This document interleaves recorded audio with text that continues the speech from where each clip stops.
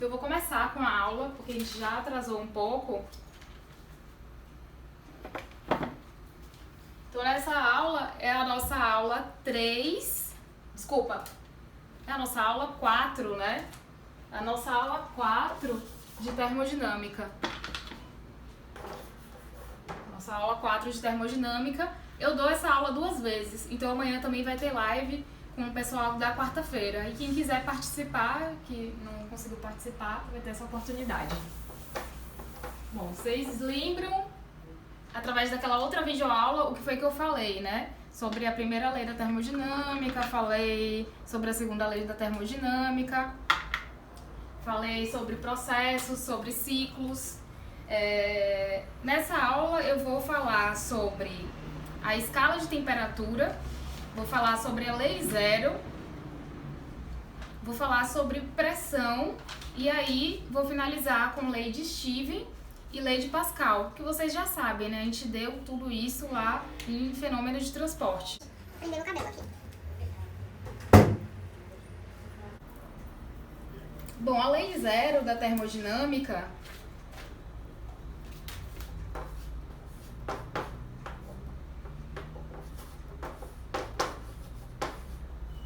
tá dando para vocês visualizarem o quadro?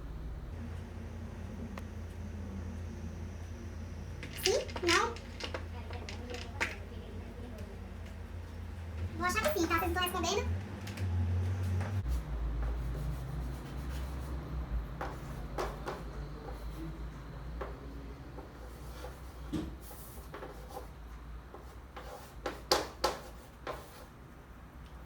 Na lei zero da termodinâmica, ela fala basicamente que se eu tenho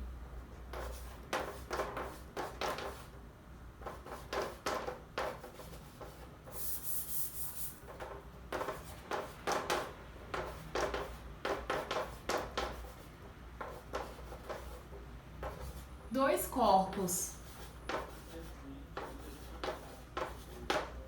que estão em equilíbrio térmico, ou seja, que estão em equilíbrio de energia, estão em equilíbrio,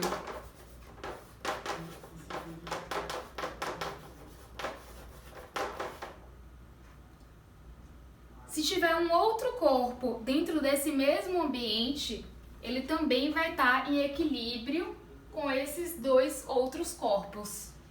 Por exemplo,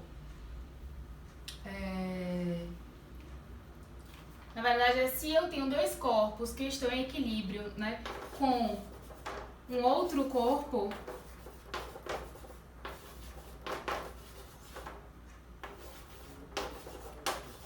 significa dizer, então, que todos vão estar em equilíbrio. Então, todos em equilíbrio. Por exemplo, se eu que tenho o meu corpo, né, eu vou ser considerada como corpo, estou em equilíbrio térmico com o meu ambiente, que é a minha sala, então qualquer objeto que está dentro desse ambiente vai estar em equilíbrio tanto comigo quanto com a sala. Então é o que fala basicamente a lei zero da termodinâmica. Vou tentar fechar essa porta pra ele não ficar vendo. A gente tem também as escalas de temperatura. As escalas.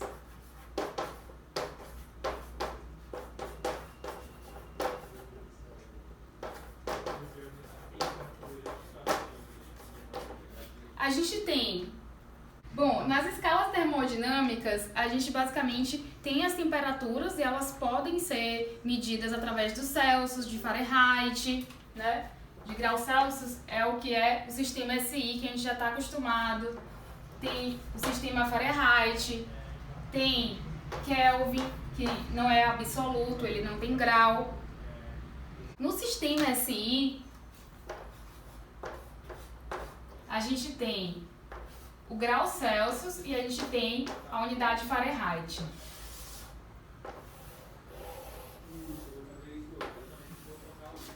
Na escala termodinâmica, na termo, o que a gente tem o que é proporcional ao grau Celsius, por exemplo, é o Kelvin,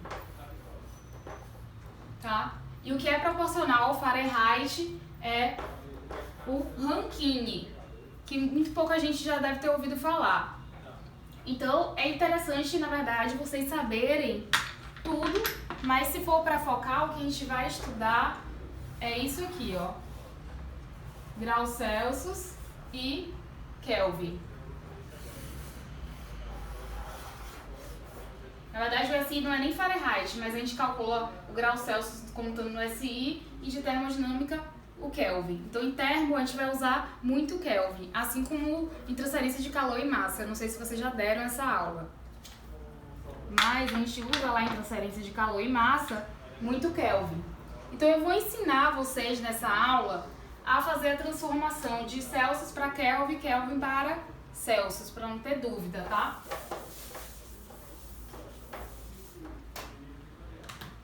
Então, eu tenho, por exemplo, se eu quiser converter, por exemplo, uma temperatura de Kelvin para Celsius, o que eu tenho que fazer? Eu tenho que a minha temperatura em Kelvin vai ser, minha temperatura em graus Celsius vai ter que ser a minha temperatura em Celsius menos minha temperatura em Fahrenheit, minha temperatura em Kelvin, menos 273,15. Muita gente aproxima esse 273,15 para 273 apenas. Então, para eu transformar de Kelvin para Celsius, eu tenho que subtrair esse 273. Agora, se eu quiser transformar, que é o mais comum, se eu quiser transformar grau Celsius em Kelvin, então eu tenho que, para eu achar o Kelvin, eu vou ter que pegar o grau Celsius e somar mais 273,15. Então essa é a forma de transformação. Por exemplo, eu quero transformar, eu vou inventar aqui, eu quero transformar 10 graus em Kelvin. Então, o que eu vou ter que fazer? Para eu achar o valor em Kelvin, eu vou ter que pegar esses 10 graus e somar mais 273,15. Então, eu vou achar que esse valor em Kelvin vai ser 283,15 kelvins.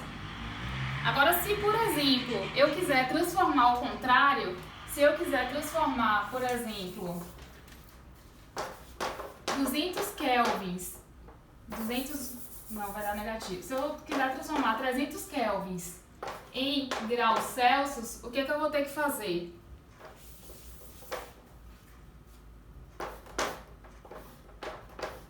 Eu vou ter que pegar esse valor de Kelvin, que é 300, e subtrair de 273,15. Ou seja, esse valor vai ser o quê? 15 vai ficar 15, aí vai 1. Na verdade vai ser o seguinte, vamos fazer essa conta direito. 300 menos 273,15. Aí aqui eu não tenho, vai 1, aqui vai 9, aqui sobra 4. Então vai ficar 5, 9 menos 1, 8. 9 menos 3, 5, 9 menos 7, vai ser igual a 25 a 85 graus. Tá todo mundo prestando atenção, né? Então, se eu quiser transformar de Kelvin para Celsius, é esse procedimento. Bom, agora a gente vai falar sobre o assunto mais importante, né? Que é sobre pressão. Lembra que eu falei pra vocês que quando a gente teve aquela aula de laboratório, a gente ia fazer esse assunto primeiro no laboratório para depois ter esse assunto na nossa aula. E vocês vão entender o porquê. A gente vai começar falando então sobre pressão. E para lembrar só que pressão é dada em Pascal, ela pode ser dada em Pascal, se for pelo sistema SI. Deixa eu ver o que mais. A pressão ela pode ser definida também como força, né? Uma quantidade de força sobre área, ou seja, ela também pode ser definida como newtons por metro quadrado, que é a mesma coisa, né, que o Pascal. E eu tenho dois tipos de força. Eu tenho a força que pode ser, eu tenho a pressão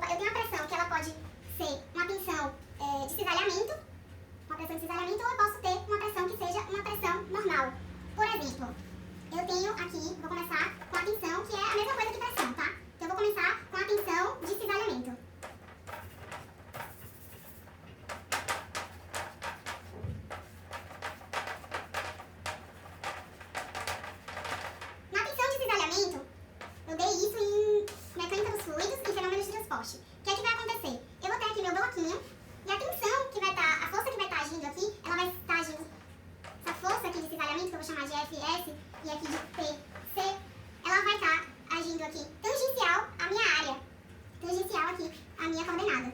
E ela vai ser uma força que é cortante, porque cisalhamento, se lembre que é a mesma coisa que cortar. Então ela vai ser uma força tangencial e cortante. Então essa figura daqui, no momento que eu aplicar essa força, o que é que ela vai fazer? Ela vai, supondo que esse móvel esteja fixado aqui no chão, ele vai fazer a seguinte coisa. Ele vai tender a deformar para o lado. Então aqui é a nossa tensão de cisalhamento. Lembrando que a tensão de cisalhamento, ela ocorre com mais frequência nos fluidos, né? Então quando eu aplico a tensão de cisalhamento, meu fluido, aí ele se escoa. Aí é quando ocorre o escoamento. Então, lembrando-se da definição de fluido, vocês tiveram que aprender a tensão de cisalhamento, dizendo lá que todo fluido é quando é aplicado uma tensão de cisalhamento. Então, tensão de cisalhamento é quando eu aplico essa força aqui de corte, que pode ser aplicada também no sólido, mas que também é mais frequentemente aplicada no fluido, para ele escoar. O fluido ele só vai escoar quando ele estiver sendo aplicada uma tensão de cisalhamento. E eu também tenho uma força, que tem uma tensão, na verdade, que é uma tensão normal. Que é quando eu tenho lá o nosso sólido ou o nosso fluido parado, né, estático, que é a tensão normal. Essa tensão normal, ela vai ser perpendicular à minha superfície, né? Então vai ser a minha tensão normal. Vai ser a minha força normal que vai estar agindo aqui. Então ela tem um comportamento perpendicular. E geralmente ele acontece em sólidos ou em fluidos estáticos. Ou seja, sólidos ou fluidos estáticos. Quando eu falo estáticos, significa que são fluidos parados. O que é que vai acontecer aqui? Então eu tenho a minha tensão, eu tenho uma força aqui agindo sobre essa minha área. O que é que vai acontecer? Com o passar do tempo, esse sólido, esse fluido vai tender a comprimir. Se for fluido, na verdade, vai acabar, se ele tiver por onde escorrer, ele vai acabar sendo cortante, então sendo uma força de cisalhamento. Mas aqui, o que vai acontecer é que esse bloquinho ele vai tender a comprimir. E se a força for contrária, ele vai tentar expandir.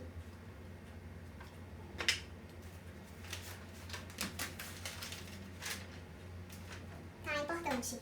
Ainda falando sobre pressão, todo esse material eu vou tentar digitalizar, tá? Pra vocês não terem que copiar, já que o quadro não tá lá muito boa coisa. Então, existem alguns tipos de pressão. A gente tem lá a pressão atmosférica, pressão APM, que é a pressão da atmosfera, né? E ela é dada como 101,3 kPa, isso aqui já é definido. Eu tenho uma pressão absoluta. Eu vou definir aqui como absoluta. Essa pressão absoluta é aquela pressão em que a gente considera o vácuo. Né? A gente considera como se não existisse nada além daquela substância. Então, essa é a minha pressão absoluta. A pressão manométrica, que é dada como PM, que é a pressão manométrica, ela vai ser, a pressão manométrica, ela vai ser a minha pressão absoluta menos a minha pressão atmosférica. Então, em realidade, ele vai fazer o quê? Ele vai subtrair a minha pressão absoluta, que é minha pressão real, né, como se fosse real, e subtrair da minha pressão atmosférica. Aí eu vou saber qual é a pressão no meu manômetro. Lembra de manômetro de coluna? Foi o que a gente deu na aula passada, no laboratório. A gente trabalhou com um manômetro de coluna, com um painel hidrostático, que ali era, assim, um manômetro.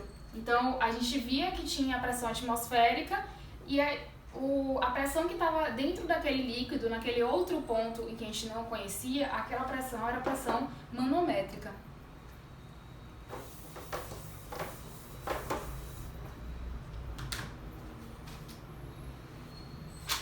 Cadê o que mais que eu tenho que dar? Ah, tá. Um exemplo importante de pressão manométrica é o medidor de pressão do ar do pneu. Então, ele ali tem uma pressão manométrica, ele vai estar subtraído ali da pressão atmosférica. E ele é dado em PSI, né? Não é nem em sistema internacional. A lei de Stevens é muito simples, a gente falou sobre ela, né? Na aula de laboratório.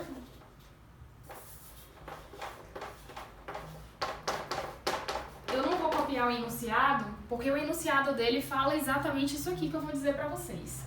A diferença de pressão, é exatamente isso que o enunciado fala. A diferença de pressão entre dois pontos, por exemplo, Acho que vocês vão lembrar desse desenho aqui. Então eu tenho um ponto 1 aqui, tenho um ponto 2 aqui, tenho aqui uma altura H e tenho um fluido aqui. Eu vou dizer que esse meu fluido é o único fluido. Então a diferença de pressão de um ponto de maior temperatura menos o ponto de um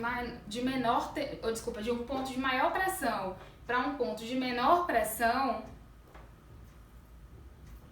vai ser igual a densidade do meu fluido multiplicado pela aceleração da gravidade multiplicado pela diferença de altura entre essas pressões, ou seja, a pressão a pressão maior para a pressão menor. Então, a pressão menor vai ser o P2, porque ele está a uma altura maior, um nível maior que a pressão P1. Então, vai ser P2 menos P1 igual a ρ vezes G vezes H. Só que ele fala que essa diferença de pressão e essa conta é válida para quando a gente está trabalhando com um único fluido. Nesse caso, o único fluido seria esse daqui que eu determinei, que pode ser água, pode ser óleo, pode ser graxa. Então, essa equação é válida para quando eu tenho um determinado fluido. No caso de que a gente tenha, por exemplo, um manômetro de coluna com dois tipos de fluido, o que é que a gente vai ter que fazer? Eu vou fazer um exemplo aqui, que a gente já até fez bastante exercício sobre isso.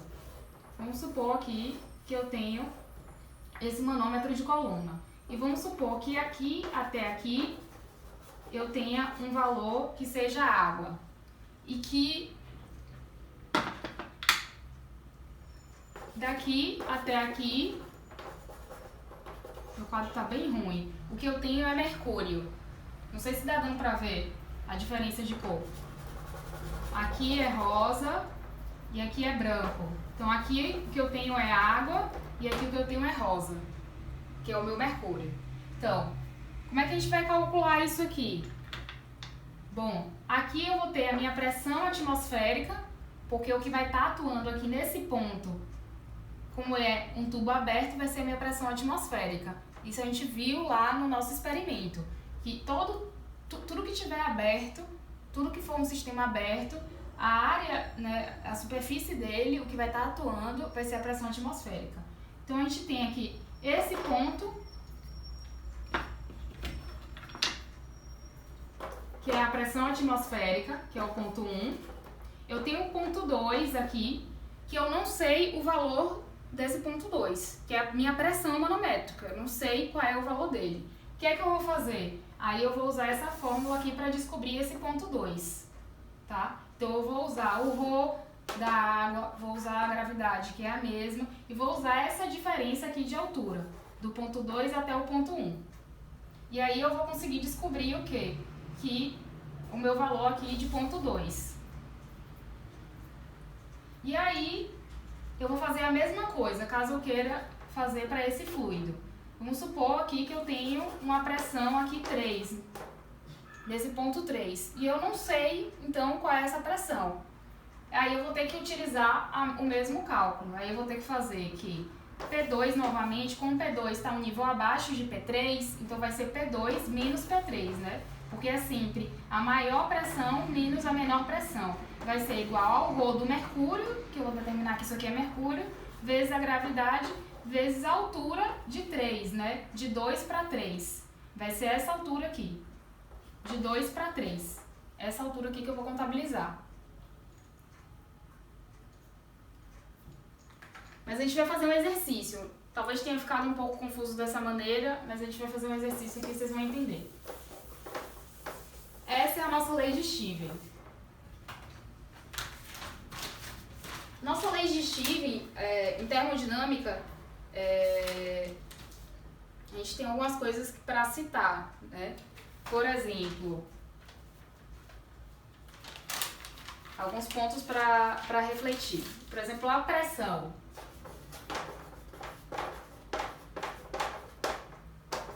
Ponto 1. Ela varia linearmente, ela aumenta linearmente com a profundidade. Então, as conclusões que a gente pode tirar de tudo isso que a gente veio falando. Cadê? Boa noite, queridos alunos. Ainda tô falando, né? Então, aumenta a pressão.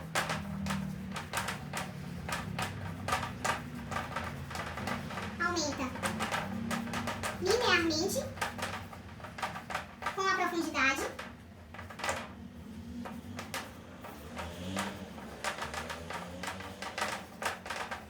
Ou seja, quanto mais profundo for, maior vai ser a minha pressão. É exatamente isso o que esse primeiro exemplo quer falar. E o segundo ponto importante é que a gente tem que considerar, pra mim, que esses são os dois pontos importantes que geralmente a gente erra nas nossas atividades, é que não é a altura que a gente está calculando de um tubo. Por exemplo, eu tenho aqui uma coluna, certo? Uma coluna d'água. Deixa eu desenhar bonito, tá? Pintar aqui. Então eu tenho uma coluna d'água aqui. Coluna d'água não, um tubo. Um manômetro. Um manômetro aqui. E aí eu tenho aqui esse ponto e esse ponto. Ponto 1 e ponto 2. O que eu quero saber é a diferença de altura, tá?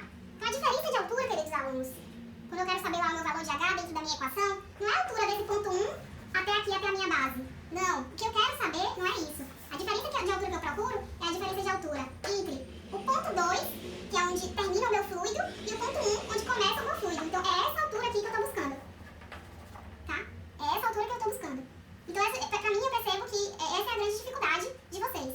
Quanto mais profundo, né, quanto mais para baixo o meu fluido, maior a pressão. Então aqui a pressão em 1 e aqui a pressão em 2. A pressão em 1 sempre vai ser maior que a pressão em 2. A pressão aqui, a pressão em 2 vai ser maior que a pressão em 1, porque ela está no nível mais profundo, certo? A outra coisa importante para falar é que, por exemplo, isso vocês podem fazer até o experimento na casa de vocês. Se vocês pegarem, eu vou desenhar qualquer formato aqui, tá? A ideia é ser qualquer formato mesmo. Tenho aqui esse modelo aí, pode ser o Lego do filho de vocês. Deixa eu desenhar um Lego aqui. Eu tenho um Lego. E aí o filho de vocês resolve que ele quer encher esse Lego de água. Lembrando que esse Lego aqui ele vai estar aberto, é um sistema aberto, ou seja, um volume de controle. E aí o nível da água vai estar aqui, tá? Aí eu vou perguntar para vocês o seguinte: eu quero saber a pressão aqui, a pressão aqui e a pressão aqui, sabendo que elas estão no mesmo nível. Considerando aqui que eu tenho um gráfico aqui, considerando que elas estão no mesmo nível aqui de altura, elas têm a mesma altura, eu vou dizer que é uma altura H, e que isso aqui é meu Y e que isso aqui é o meu X. Então eu tenho um ponto 1 aqui, tenho um ponto 2 e tenho um ponto 3. Elas têm a mesma altura, elas estão no mesmo nível. Quando eu estou no sistema aberto, né? Ou no sistema fechado também serve, porque em Pascal a gente vai ver isso.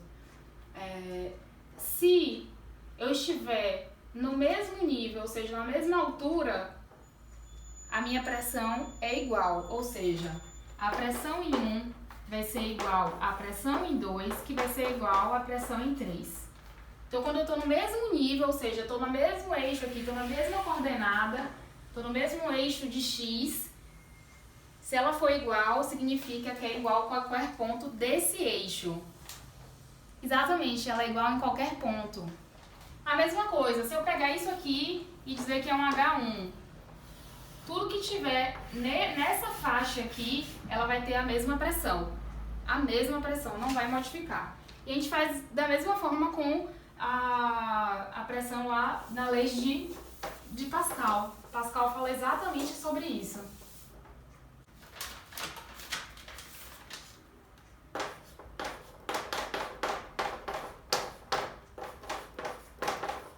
Eu prometo resolver esse problema do quadro. Amanhã eu vou tentar resolver esse problema. Vou tentar fixar ele, não sei, fazer alguma coisa. Bom, lei de Pascal. A lei de Pascal, ele fala duas coisas. Primeiro que a força aplicada em determinado espaço é proporcional à área. Ou seja, ele fala que se eu tenho uma força aplicada em determinado ponto, ele vai ter que ser igualmente no outro ponto, ter uma mesma proporção de força e área. Vou explicar melhor. Por exemplo, eu tenho aqui um elevador hidráulico com um macaco hidráulico. Então eu tenho aqui, vou desenhar mais para baixo.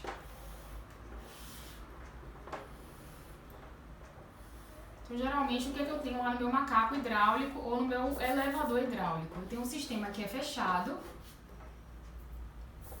Geralmente, eles estão no mesmo nível, né, de altura.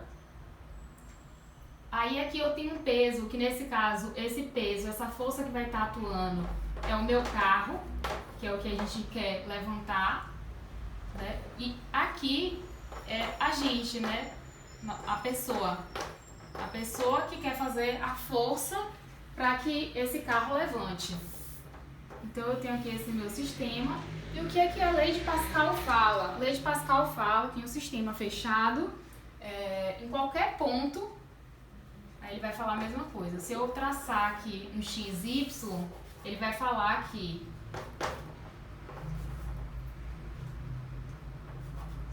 por exemplo, nessa altura daqui, nesse ponto de altura daqui, em qualquer ponto desse eixo X, ele vai ter a mesma pressão. Ou seja, nesse ponto aqui e nesse ponto 1 aqui e nesse ponto 2 aqui, as pressões vão ser iguais. É isso que Pascal fala. Que Steven também falou. Mas, por exemplo, eu tenho um H1 aqui. Então, toda a pressão ao longo desse H1 vai ser igual também. Então, por isso que eu introduzi aquele assunto antes.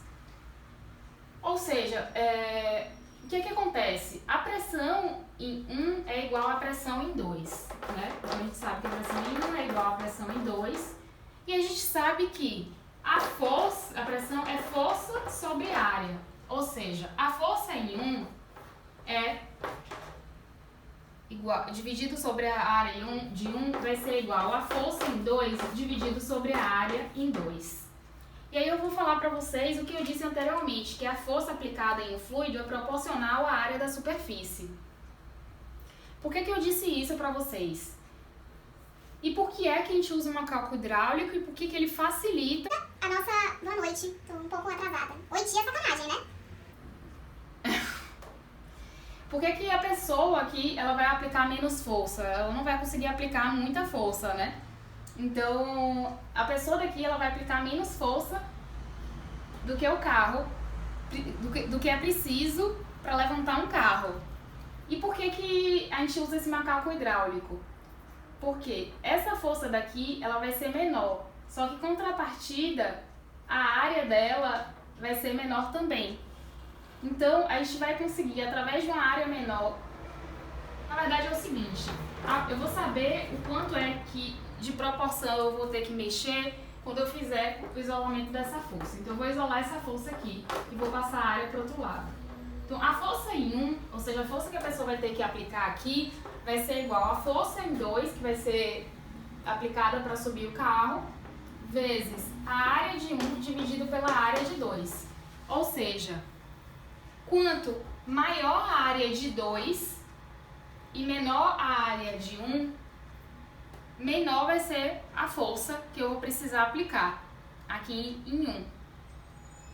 Isso aqui é questão de proporcionalidade. Se eu aumento a área de 2, eu diminuo a força em 1, que eu vou ter que aplicar. Se eu aumento a área de 1, ou seja, a mesma área daqui, eu vou ter que aumentar essa minha área, eu vou ter que aumentar essa minha força.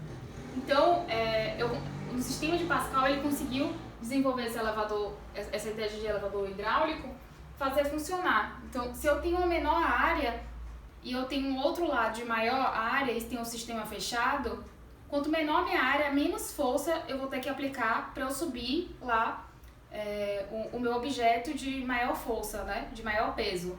Eu vou ter que usar menos força para levantar o meu carro. Então a área e a força ela vai estar diretamente ali ligada. Então essa é a lei de Pascal. A gente também tem um exercício da lei de Pascal que a gente vai fazer primeiro o exercício da lei de Pascal e depois a gente vai fazer o exercício do manômetro de coluna, que é da lei de Stevens. E aí a gente finaliza, e aí eu vou perguntar, a gente vai fazer, não sei, a gente entra no Skype, ver alguma forma da gente conseguir tirar essas dúvidas, caso vocês tenham, da aula passada que foi um assunto mais novo, ou dessa aula que foi um assunto que vocês já devem ter visto. O primeiro exercício vai ser da lei de Pascal.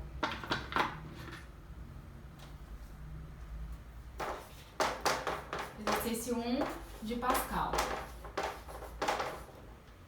O exercício 1 de Pascal, ele fala aqui, usando macaco hidráulico com razão de... Aí ele fala qual é a razão das áreas. Área de 2 dividido por área de 1. E ele diz que essa razão é igual a 10.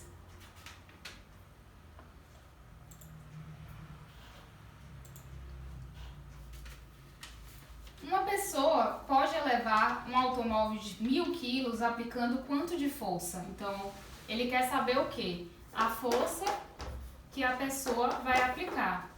E ele sabe que a força que vai ser necessária para levantar o automóvel vai ser de 1000 quilos, vezes a gravidade, que eu vou considerar como sendo 10. Então, na verdade, ele dá a massa do meu automóvel, que é de 1000 quilos. Mas a gente vai saber o valor dessa força por quê? Porque a gente sabe que força é massa vezes aceleração. Então, se a gente tem o valor da massa e multiplica pela aceleração, que é a aceleração da gravidade, a gente tem que essa força de 2 aqui vai ser de 10.000 newtons. E a gente sabe que essa área daqui vai ser, na verdade, como é uma proporção, então ela vai ser adicional. Então, o que a gente vai fazer? A gente sabe que força de 1 sobre... A gente sabe que a pressão de 1 vai ser igual à pressão de 2, né? A gente sabe que a força de 1 sobre a força de 2, sobre a área de 1 vai ser igual, então, a força de 2 sobre a área de 2. E a gente vai isolar a força de 1, que é o que a gente quer descobrir. Tudo isso aqui a gente deu lá na lei de Pascal. Então, a gente só está reutilizando. Ou seja, a força de 1 ela vai ser igual a força de 2 vezes a área de 1 sobre a área de 2. O que a gente vai fazer aqui? A gente só vai substituir os valores. Só que no caso, eu dei a razão ao contrário aqui. Eu dei que a área de 2 sobre a área de 1 é igual a 2. Então, para eu deixar desse jeito daqui, ficar igual, o que eu vou fazer? Eu só vou inverter, certo? Para vocês entenderem. Eu vou fazer o seguinte, eu vou pegar a área de 1 e passar para o outro lado, multiplicando pelo 10. Depois eu vou passar o 10 para cá e a área de 2 para cá. Na verdade, eu vou fazer isso aqui, ó. Eu vou fazer uma cruzada. Ou seja, a área de 1 vai passar para o outro lado e vai passar para o outro lado multiplicando e a área de 2 vai passar dividindo. Esse 10 vai passar dividindo. Vai ficar 1 sobre 10 vezes, igual a área de 1 sobre a área de 2. Então, na verdade, eu vou pegar, para eu descobrir a força de 1, eu vou pegar esses 10.000 e dividir por 10. Então, vai ficar assim. Vou pegar os 10.000 que eu achei aqui em força de 2 e dividir por 10. Eu vou achar que a força que eu preciso aqui em 1 vai ser, então, de 1000, porque eu vou cortar 10 com 10. Então, essa força aqui em 1, vou botar de outra cor a resposta para essa pergunta, então. A força que a pessoa vai ter que usar vai ser de 1000 newtons. Tá dando para entender? Bom, alunos, agradeço aí a atenção de vocês. Eu sei que essa nossa transmissão foi um pouco conturbada. Graças a Deus eu consegui fazer a gravação desse vídeo pelo meu celular, então nem tudo foi perdido. Ficou faltando, então, eu fazer um exercício de Stevens, mas eu tenho uma videoaula já gravada de fenômenos que tem esse exercício e eu vou deixar disponível no portal para vocês. Além disso, amanhã eu vou fazer uma outra live e eu espero que realmente funcione essa live. Vocês podem assistir, vou fazer pelo Instagram e pelo YouTube, vou tentar novamente, vou fazer os dois ao mesmo tempo. E é isso. Quem tiver dúvida, por favor, entre em contato por WhatsApp, e-mail, de qualquer maneira, tentem falar comigo. É isso. Boa noite e fiquem bem.